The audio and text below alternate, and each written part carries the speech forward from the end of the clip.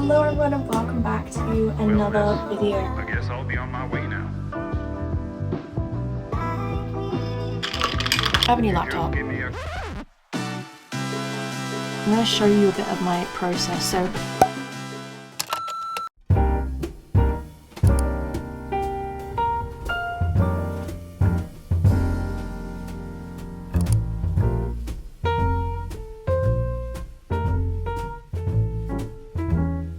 I've done Pilates. That was such a hard class. So hard. The car is completely frosted over and I have the hiccups. Why is getting the hiccups in public so embarrassing? So I need to sort these hiccups, but I'm gonna drive home. Office hours start at 10, so I've got plenty of time to go home and get ready for the rest of the day. But on days where I don't have Pilates, I'll usually start work a little bit early. But on the days where I do have Pilates, I will not do that. I'm gonna see if I can do some walking on the walking pad as well before I have to start the day, so gotta get a move on.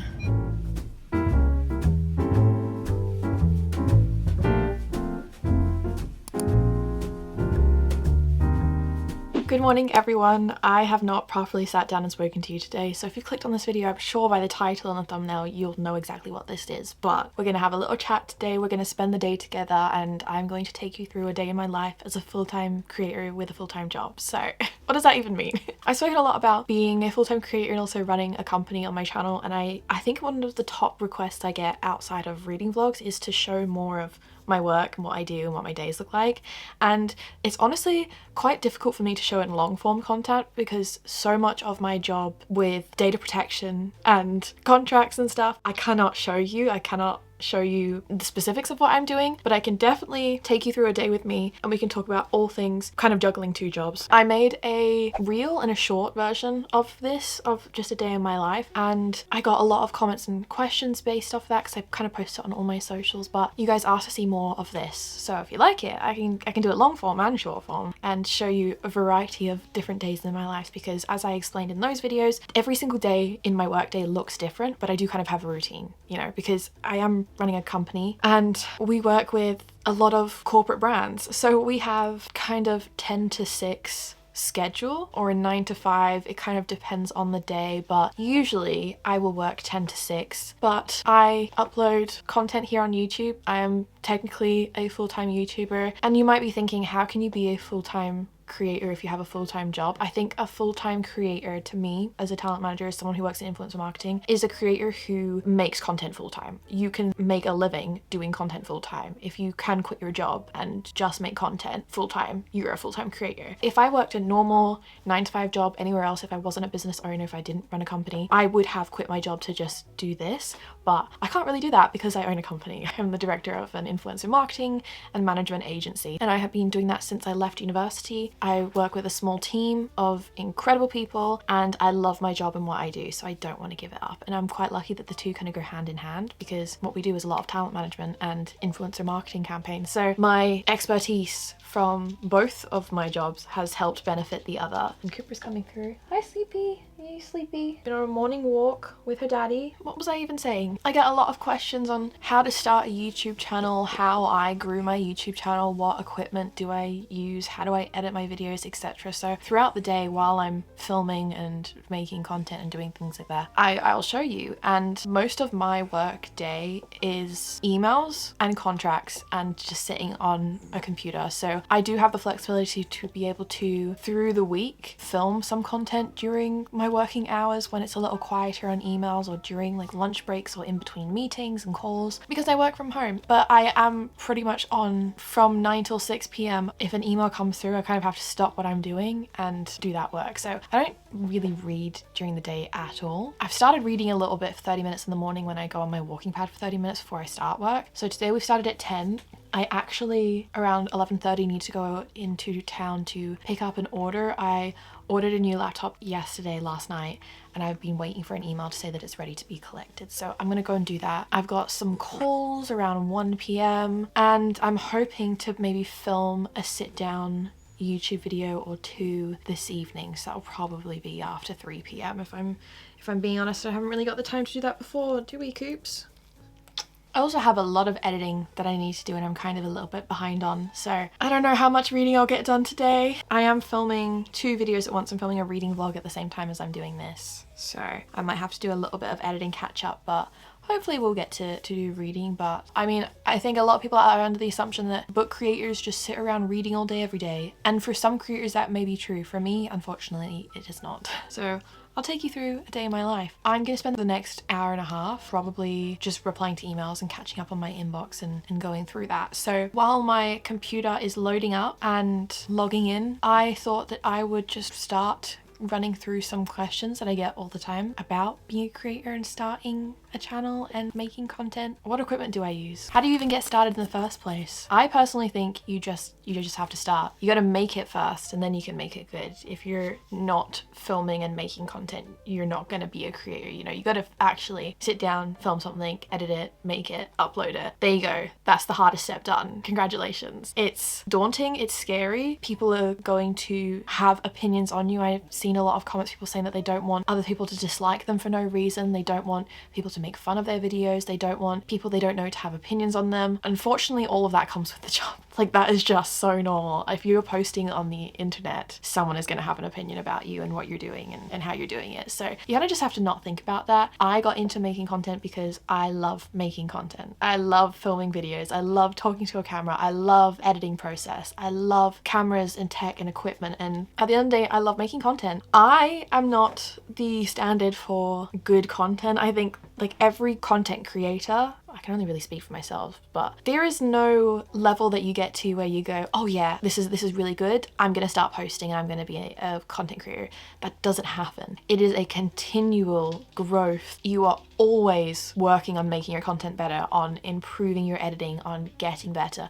So we all have to start somewhere. I even look back on videos that I uploaded a couple months ago and I think, wow, I really want to improve on that. Like that's not even my best. My best hasn't even happened yet, you know? You are always learning, you are always growing, and no one ever knows exactly what they're doing. You kind of just figure it out as you go along. So I think if you've been thinking about wanting to make content and wanting to make videos, you kind of have to stop overthinking, over-analyzing what could happen if you do it and just do it. I think if you want to make content and you love making content and you enjoy making content, that comes through in your videos and content. And the people that I watch, I know that they love what they're doing, and I get excited to watch their videos because of that, because I can feel their passion. Once you've taken the first step, then naturally I feel like with all your work you're wanting to do better than what you've put out before. So you're always evolving, you're always growing and learning. Equipment wise, you do not need fancy equipment.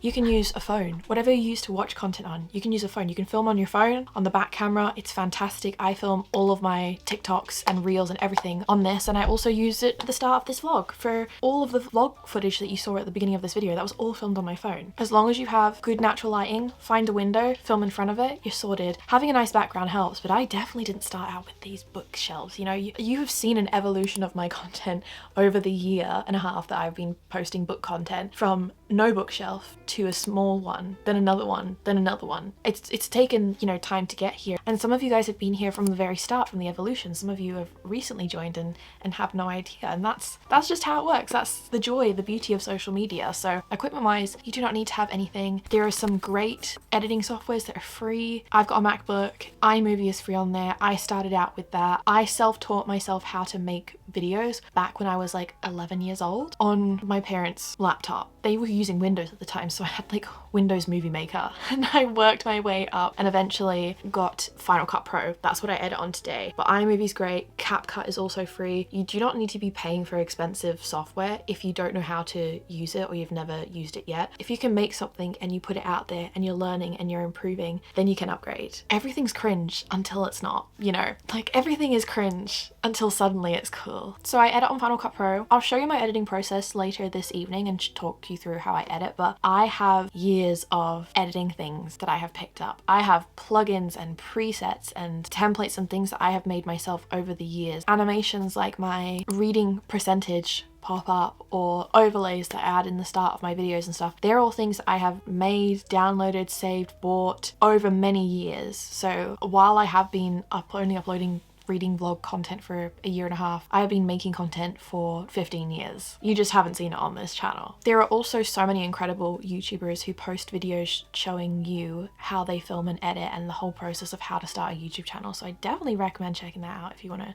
start a YouTube channel. But the equipment I use, I film on a Sony ZV-E10. It comes with a detachable lens. I didn't even bother with the kit lens. I just got the body. And then I use 2 camera lenses. The one I'm currently filming on is the 11mm Sony lens. So it's very wide. That's what the 11mm means. And then I also have the Sigma 16mm lens with the Sony mount, obviously, so I can mount it on my Sony. This is a 1.4 aperture, which basically means that the background can get very blurry. And that looks really, really pretty in sit-down videos and nice high quality. This is a lens I swore by when I was doing photography. It's my favorite. So I got the 16mm. I used to have 35mm, but I got 16 because 35mm is quite zoomed in. 16, this one is a little bit better. So I use this when I film a lot of my sit down videos like these I'll put on screen. And they're kind of the 2 main lenses that I switch between. And then in terms of other cameras, I have a collection of vlog cameras that I have been building up over the years. So I use my phone for a lot of things. I also use the Canon G7X. I use this mainly for photos now, but I had the original Mark 1. I didn't get the Mark II. My Mark 1 broke, and I then got the Mark 3 when it came out because the Mark II, the screens used to fall off, the flip up screens. So whenever anyone was vlogging, their screen would just fall off eventually. So I kept my Mark 1, the very first G7X, when that first came out many years ago, until that was kind of falling apart, and then I upgraded to this. And these are discontinued now. They aren't making the G7Xs anymore, I believe. So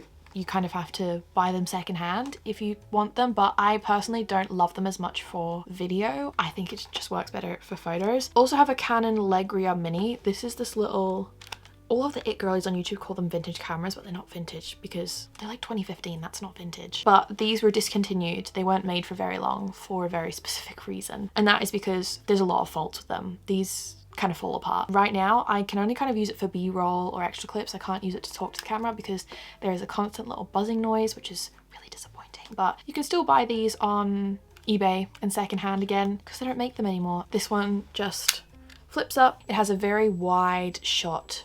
You can see here, so it's super wide. Can you hear that buzzing? Very annoying. You can hear it in the footage. I used to take this one out when I would go to bookstores and shop because it's great for vlogging if someone can hold it there for you. Quite discreet. But now I just kind of, I've gone back to my GoPro for more discreet vlogging. So this is the GoPro I use. I think it's, yeah, GoPro Hero 10. It's waterproof, which is great. Cami also borrows this when he goes skiing, but you can take it off this little tripod, but it also has a little tripod, so you can like stick it up and stand it. Again, I like this for vlogging and on the go because it's really compact, and when I'm out and about and filming in bookstores, I'll just take the tripod off and hold it. And then most recently I got a Canon V10 PowerShot just to kind of replace my Legria because I needed something that would fit in my pocket that was small and compact that I can vlog with. So this is what I use for vlogging when I go out and about. For example, the Dallas trip, that was all filmed on this. So you turn it on and it looks like this.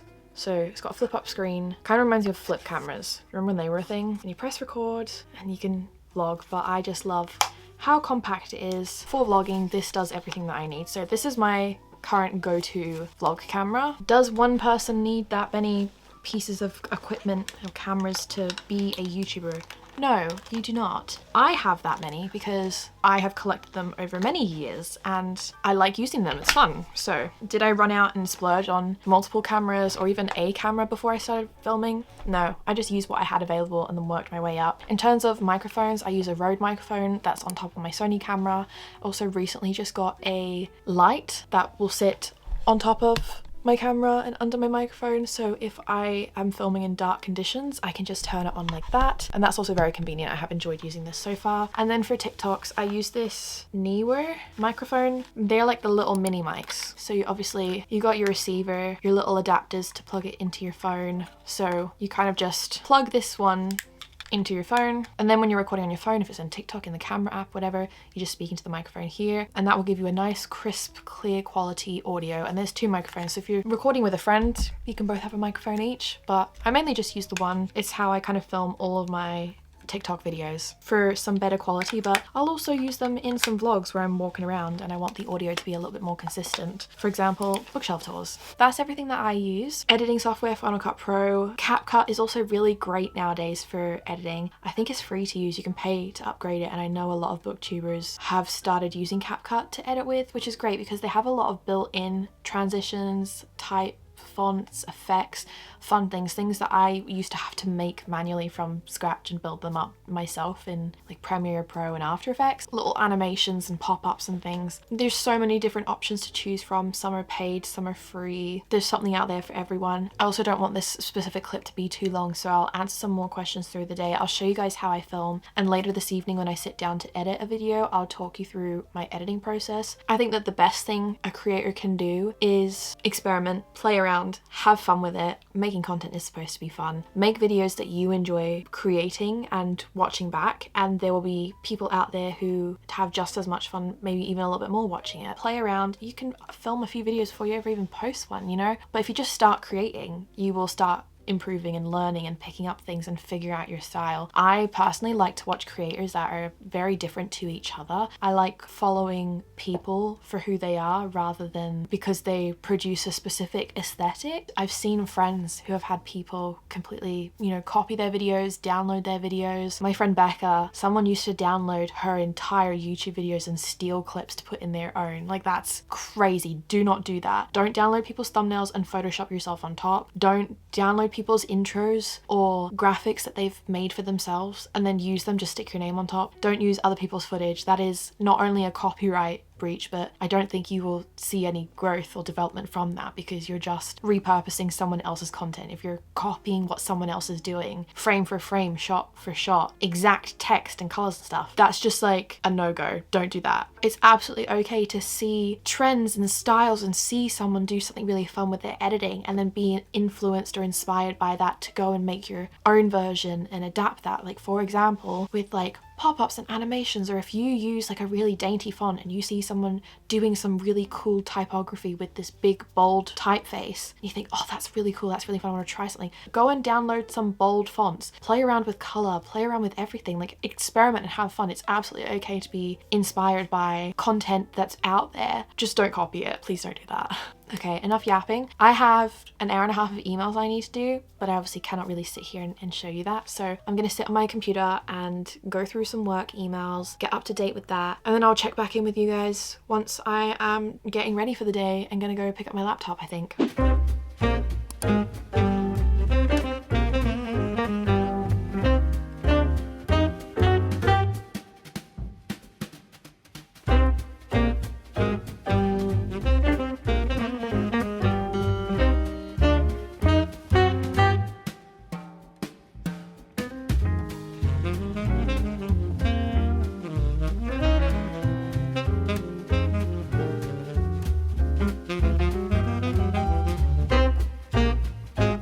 I've just chucked on a jumper and some leggings and I now have to run because I have filming to do and work and meetings and Zoom calls, but I need to go pick up a new laptop because mine is, she's on her last legs. So I need to quickly go and grab a new laptop now that the store is open and pick that up. So that's what we're gonna do. I'm gonna jump in the car and go do that.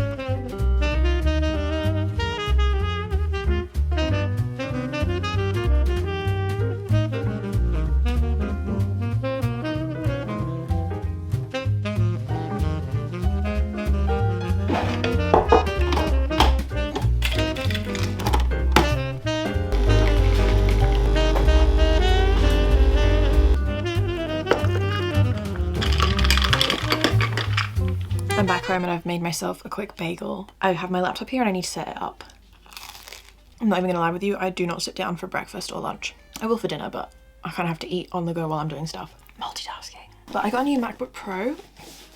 Oh, I have a new laptop. I don't really like buying new laptops. I have had 2 laptops in my entire life, I think. The first one I had for over 10 years and that died. Like, screen went black, lost all my uni work, couldn't turn it on. So then the one that I bought after that was a replacement for that, but I was also a university student. So I kind of just had to get the most affordable option for me, but that computer didn't have great processing speeds and RAM. So for lots of heavy duty editing, it's not ideal. It wasn't ideal. It was quite difficult to edit. For me, I edit on Apple software. I edit on Final Cut Pro, and I do all my editing on my hard drives. There's no files stored on my laptop at any time, so I can easily set up a new laptop. But I was thinking, with Vlogmas and everything coming up, I really probably should upgrade my computer, especially because it's now taking me twice as long to do any editing tasks just because of the lag. So I got myself a M4 Pro chip MacBook Pro. I didn't even bother with the M5, which is the new one, because again, their processing speed, the memory, the RAM, kind of similar to this. It wasn't too much of an upgrade because this is 8. I think the M5 is 10 and this is 12 and 16. So I should be able to notice a difference with editing work and speed on this, but there we go. The new laptop, I just got it in silver, same as what I have always had. Though the black is sleek. I could have got black. I could have got black. Okay, wow, yeah. It's a little bit bigger. I think mine's a 13-inch. This is 14. So I thought I'd charge it. Oh, wait. Hold on a second. To use British English as the main language, press the return key. This MacBook doesn't have the touch bar. I just had to Google it because mine does. And apparently they discontinued them over 3 years ago. So that's how out of the loop I've been with Apple products. I'm not the type of person that will upgrade my gear every year. I will wait until they're falling apart. Ooh, it's crazy how different the keyboard on this one feels to that. Also have the new charger, which has gone back to one of these. I remember my very first laptop had one of these chargers, magnetic ones. So that's cool. But I definitely think the roped cables last way longer. And I'm now just going to quickly download all the software that I need to use so that I can download while I'm taking a meeting in 8 minutes.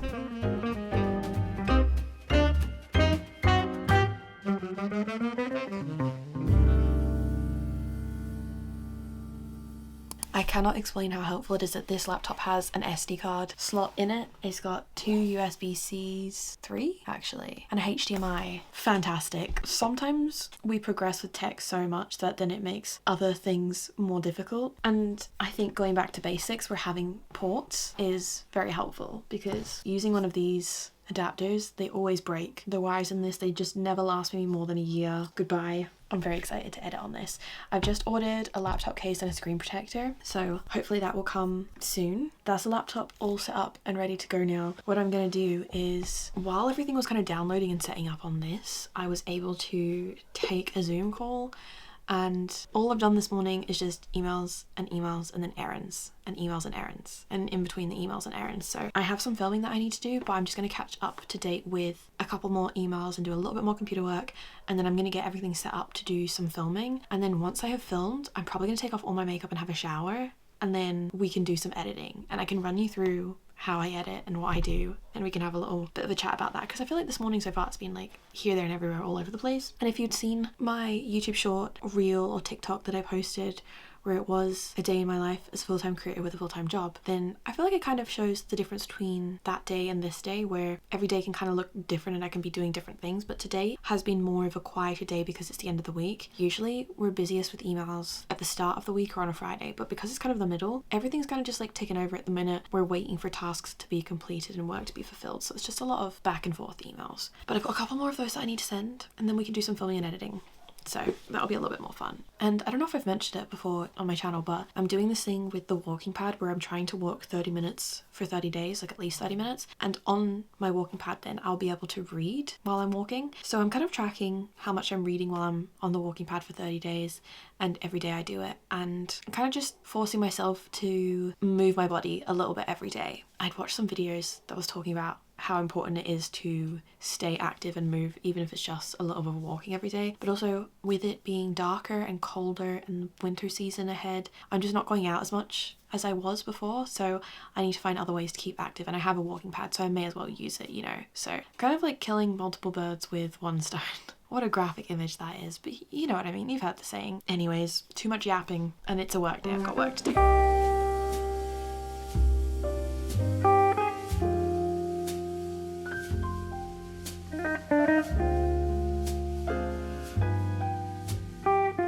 Okay, so now my new laptop is updating. My old laptop is put to the side. I have my desktop on, which is what I use for like work. So I've got like all my work emails and stuff. I'm up to date. I have 25 minutes before I will need to sit down and start filming a sit down video because the sun will start setting, but I have time to film some little content and stuff, and I'm doing an ad for a TV series that Cammy and I are in the middle of watching. It's really good, it's really fun. Ads and work for brands, you usually have to send over like a concept for them to review, to make sure that you're saying the correct information based off a brief they give you, and then once they approve it, you can go and shoot it. So I already know exactly what I'm shooting. I like to be very organized and kind of have an idea in my head of like frame for frame what I'm going to shoot. So I've recently just got this tripod for my phone, a new one, because I had a smaller one that's great for traveling, but I needed something a bit more heavy duty. So I'm going to stick my phone into it. It also comes with a light, like an LED light, though I don't need to use that, so I don't have it out at the moment. But I needed a new iPhone tripod that I can move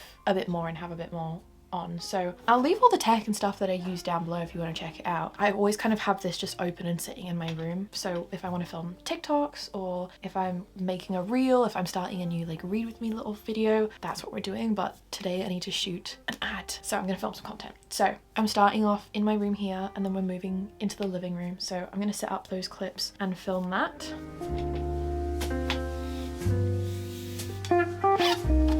Just gonna put my lip balm on.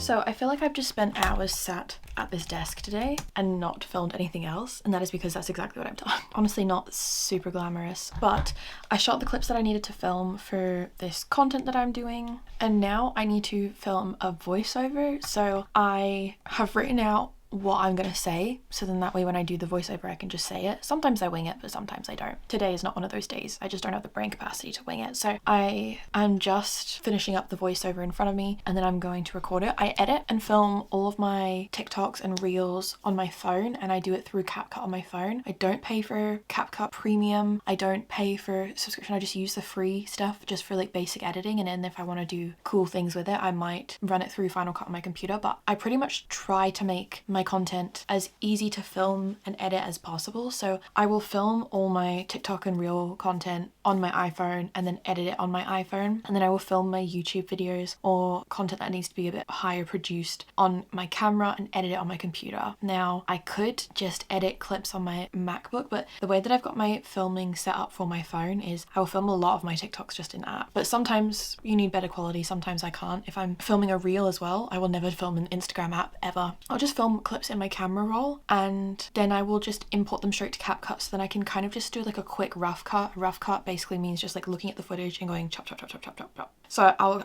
import all the footage that I have for that video, and if in my head I know it needs to be between 30 to 60 seconds long, I'll import that footage and then go cut cut cut cut cut. This is the bulk of the raw footage. How long is that video looking now? Is that okay? Do I need to film more clips? I'll have like an overview, skim through the footage to see, am I missing a specific type of clip? Do I need to get some more B-roll? Like, what's the situation? So I did that through there. I had a really pretty setup. It was actually really, really cute. So when I import the footage, it kind of just looks like this, and I'll just go through and cut, cut, cut, cut, cut. And then I will just film a voiceover in app. You can press audio, and then you can press record, and then I would just record a voiceover, and I'll go through and make sure that it sounds okay, and then I'll export it and then send it to my computer, do any little final tweaks. If it's brand work, send it onto a brand. If it's for me, just review it, make sure I'm happy with it, and then schedule the content. So I'm going to do this voiceover now. So I'm just gonna sit here and do that because this is like a time sensitive project I'm working on, so I need to kind of get it done all in one. Usually if I'm filming other content, I would just like film one reel after the other or one TikTok after the other, multiple YouTube videos back to back.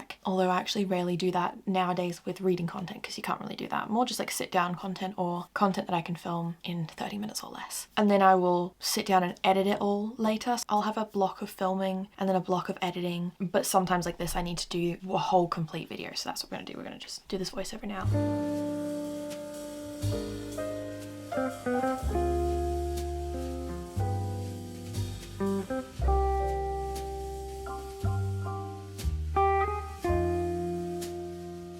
It's 3 p.m, the sun is setting, so I've turned on the lamps in my room. I'm gonna have to get the light on and film, but now it's time for me to record a sit down vlog. So we're gonna do a sit down video, so I'm gonna set up my camera and then we're gonna film that.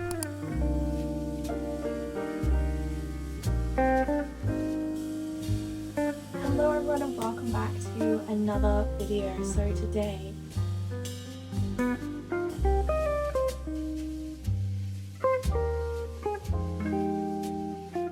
I wish I could say that I had a really fancy setup, but I don't. I have an actual camera tripod that my camera can sit on, but I use my like half mini table size tripod for so much because when I'm vlogging, reading vlogs and sitting, it just sits on my coffee table and it's so much more convenient. So it just sits on the chair and I sit on the floor usually.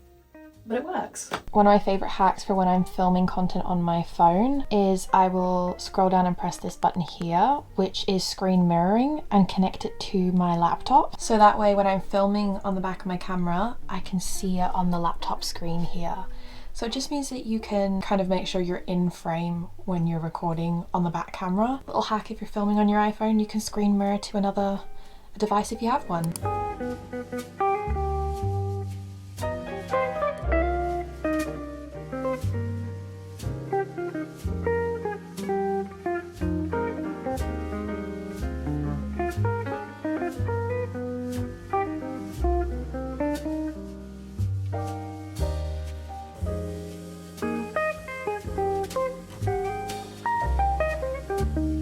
Okay, so I have filmed 2 YouTube channel videos and I have done 2 TikToks and then some clips for other videos and things that I needed to do. I've done a whole day's work. It is out of office hours. It is 6:30 p.m. now. I physically cannot work anymore. Well, I mean, at least in this room. I'm gonna do some other types of work. So I will not work any later than 8:30 p.m. or 9 p.m. I refuse to. That is my reading time. I'm gonna jump in the shower, I think, and then I'm gonna see if I can maybe edit a video that I just filmed, because that would be good. It would keep me on top of work and not falling behind. So I think that's what I'm going to try and do now. I'm going to have a shower and then do a little bit more editing, just a little bit, because that would save me so much time in the long run. But I am filming like a reading vlog. I'm filming more than one vlog at the same time, so my brain's a little bit mushing right now. Trying to remember what I need to do for each video. But anyways, I'm going to take a shower and then I might go sit on the couch and do some editing there. That sounds like a good idea.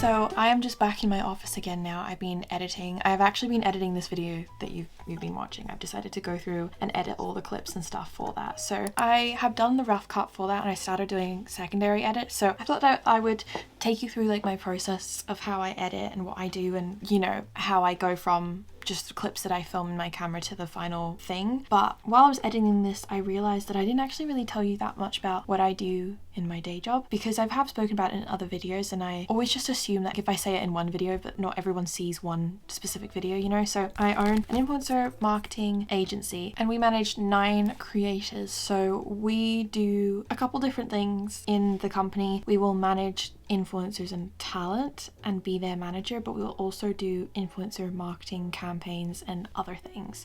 So it's all to do with influencer marketing and management. So influencer management basically means that we are responsible for managing creators' workloads and working with them as being part of their team. So a lot of creators, when they are full-time, or if they work a full-time job and just can't do full-time kind of content, regular content as well as their job, they will usually outsource management, and that is a team that will run an inbox for you, an email, and they are responsible for setting up all your collaborations or your brand work, but also just working with you to streamline your work process. So they help take care of a lot of the admin. So running your emails, contracts, setting up collaborations with management. I think one of the biggest misconceptions is that people think that they need to be signed to a manager, or being signed to a manager means that you've made it as a creator, or signing to a management will improve your socials massively. It doesn't. A manager is not going to help you grow from 0 followers or 100 followers to 100,000 followers. That's not the job of a manager. A manager is to manage your full-time workload. So there will be teams and agencies that will work with you to help you continue to grow and to advise you on like the best strategy for your long-term growth and self-brand. But for someone starting out, you do not need management. You also do not pay for management. Anyone that is charging for influencer management, not a real management agency. That's not a thing. They'll take an agent's fee. So it's a percentage on the work that they set up with you. So ideally, any management agency should be increasing your fees by at least 20% because they will take 20%. Does that make sense? So you don't pay out of pocket for management. I know that's the thing that a lot of newer, smaller agencies are doing. They're charging people to be on their books for opportunities, but that's not standard management. Pros of being with a management agency is you're working with a team of people who know what they're talking about and know what they're doing, and they will probably be able to get you more opportunities from their side of experience, their network, the brands that they work with. They'll be able to outreach to more brands, agencies, and places than you can. For example, if you have like long-term goals of wanting to grow your platform to a certain following count, but also you want to work with certain brands that align with you, or you want to start a business, or you're struggling to figure out the next steps for you, then a management agency can come in and help work with you to create like a tailored strategy and go out there and help set you up for these opportunities and tell you what you need to be doing to align yourself with them. Also, being a creator and self-employed influencer can be quite lonely. It can be quite isolating because you're kind of working for yourself. It can also be beneficial for that, for working with a team, having more of like a social side of it. A management will help offload a lot of the admin that you have to do, and instead of saving you time running your emails, sorting out contracts, negotiating brand work, going back and forth with brands with content and revisions, you're able to focus on creating the content while they're on the back end there streamlining, taking over that workload for you, so then you can focus more on making more content and growing your socials. A lot of creators are also super busy, so they'll miss opportunities. Management can help with that. So there's a lot of pros for management. Not every creator needs management. Not every management agency is the perfect fit for every single creator. There's so many different types of management agencies, and they will have different management styles and different amounts of people on their team. Everyone works completely different, so there are different managers in so many different aspects in different career fields. Like if you're an athlete, you'll have an agent. If you're a model, you'll have an agent. If you're an author, you'll have an agent. You know, like there's so many different types of jobs where having an agent or a manager is beneficial. And if you find the right fit for you, it's definitely beneficial. The number one question I always get asked is like, how many followers do you need to have to join a management agency? You don't need a set amount of followers. I think it's more on your workload. It honestly depends on the management agency and is a case-by-case situation, but that's my job, that's what I do. So I can't sit and show you all the emails I'm sending and all the Zoom calls that I'm on, but today has been a very heavy content creator day compared to normal work. So I did an hour and a half of emails this morning, and then I spent the rest of my afternoon in between filming content, checking my emails, signing contracts. But my job role has adapted and changed in the company since making content, because before, when I was head of talent and managing 5 creators myself, I was working 40 hours a week. So I could definitely not do that now. I can't work 40 hours a week just managing talent, because there's no way I'd be able to upload 2 videos a week on YouTube, 4 to 5 TikToks and Reels on 4 different accounts. I've got 2 Instagrams, 2 TikToks and my YouTube channel, and I upload shorts every week on my YouTube channel and a YouTube video twice a week usually. I think I'm going to adjust that so it's like 1 video a week and a second video every other week after Vlogmas in the new year. Kind of like playing around with that just because I feel like I'm running out of time to read books and edit good quality content. I think I need to strip it back a bit so I can make my vlogs, I don't know, a little bit longer, more entertaining and engaging to watch. I'm just kind of struggling at the moment running both jobs side by side. I don't want to burn out, and I don't think you guys want to see content that is just dropping down in quality and me feeling like I'm having to upload for the sake of it to hit those 2 uploads a week if the videos aren't going to be that good, you know? Basically what that means is I'm just trying to figure out my situation and how to do my jobs together, both of them at the same time, so that I'm not lacking in any areas, because my company is important to me with my team and my creators, and I've got a lot of responsibilities there, but I also don't want to let anyone down here on YouTube, and I love creating content and it was my passion and it was my hobby and it still is. Just trying to figure out the best way of how I'm doing both of it. So every day kind of looks a little different. Tomorrow I am most definitely not filming any content. I kind of only film content one day through the week, so today was my content filming day, but I feel like I've just yapped a lot. So I'm going to show you a bit of my process. So we're editing on my new Mac and it is so much faster than the one I had before. It's fantastic. But I spoke about like a rough cut earlier in this video, which is what I do with my, you know, vertical videos as well, my TikToks, my reels, where you just import all your footage that you have and then just watch it through and cut all the silences, the starts of clips, the ends of clips, so that it's just an edited video, but you haven't added in any transitions, any overlays, any music, any text, any color grading, any of those things. So I've done the rough cut and then I started going in. I have an intro that I put at the start of all my videos. I'll move you so you can see. So I hope you can see my screen and what's going on here, but I will do like an intro montage clip of every video that I put up. So while I'm doing my rough cut, I will kind of copy clips that kind of look good that I think might work well in the intro and put them at the start. And then I have an intro that I made that goes at the start of all my videos, and I've made this almost 2 years ago, I think, or around 2 years ago. I probably need to do an updated intro and outro. I try to do an updated one kind of every year, but I've kept it quite simple to match my channel branding and banner and stuff. So I've then gone in and I will like color correct, color grade. I have a lot of LUTs, so I'll add a custom LUT, and here I have all of these LUTs that are downloaded. You can pay for LUTs, you can download free LUTs online, you can just do some like Googling to find different ones, but it's basically color grading. So if I have it on 100%, you could probably see here that you press and it changes the vibe of the video, so it will make the video look completely different with the color grading and stuff. But I also play around with the color adjustments, so I will change the exposure, the contrast, you know, those type of things. And I always adjust especially my iPhone quality because it always shoots a lot brighter and not as contrasted as what's on the camera. So we'll adjust that and play around with like color grading. And then you can see as well the green at the bottom here is just music and sound effects that I've added in. So I've gone through, and when there's clips of me not talking, any montages and stuff, I'll add music, and then sometimes I'll have music very quietly in the background of some talking clips. I get all my music from Epidemic Sound. I have a link in the description if you want to check it out for Epidemic Sound. You cannot use copyrighted music on YouTube, you have to use royalty-free music. So I pay for every month for a license for Epidemic Sound, which means that while I'm paying for the license, I can use any of their sounds and I won't get copyrighted in my videos. So once I've done a rough cut, I will watch the footage through again, make more little edits, see if there's any parts of the clips that I want to continue to edit out or adjust, anything that I missed in the rough cut, and I will go through and color grade,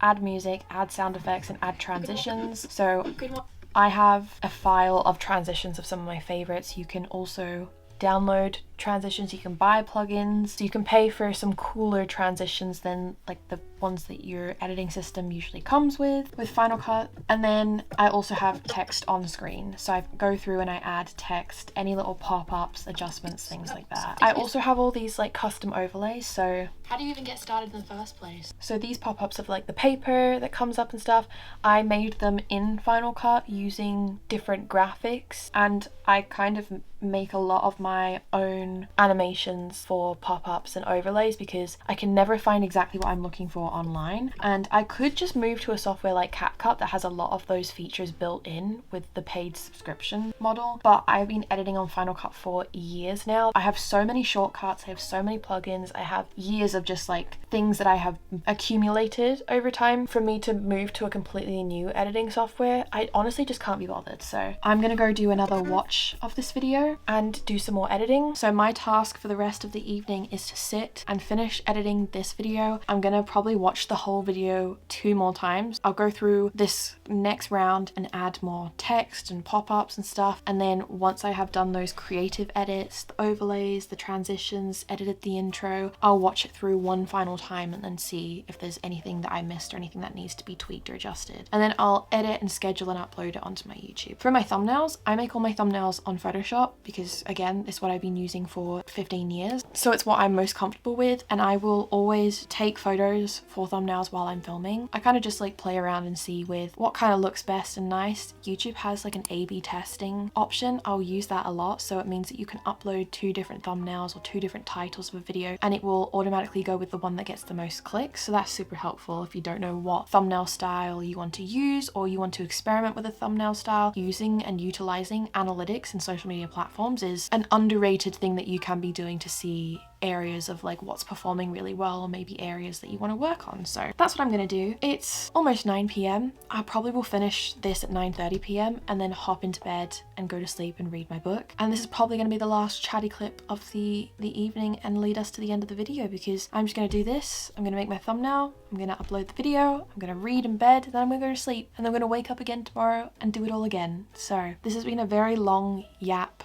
day in my life, and a little bit of a behind the scenes of a day in my life. It's not a super typical day in my life. I'll probably have a day like this once a week. So if you want to see any more videos like this, spending a day with me, if you want to see more work side of things, I don't know, let me know in the comments. If you have made it all the way to the end of this video, comment below a heart emoji. I'm so intrigued to see who stays all the way to the end when the videos are this long. But thank you guys, and I'll see you in the next video.